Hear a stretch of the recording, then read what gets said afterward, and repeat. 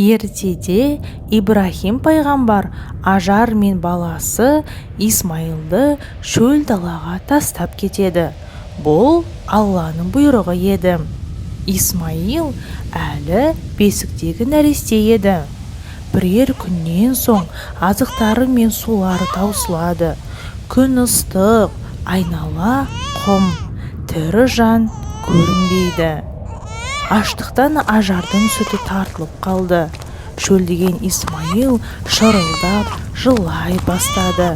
Баласының шырылдағанына Ажар төзе алмай құм төбелерге шығып су іздейді.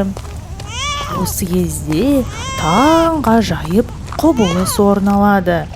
Жәбірейіл періште Исмайыл жатқан жерді қанатымен түртіп, сол жерден су атқылап шығады. Шөлдеген құстар жан-жақтан ұшып келіп жатты.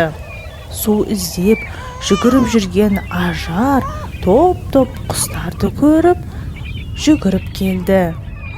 Жердің астынан су шығып жатқанын көріп, Ажар отыра қалып қолымен «Зәм-зәм, жинал» деп суды жинайды.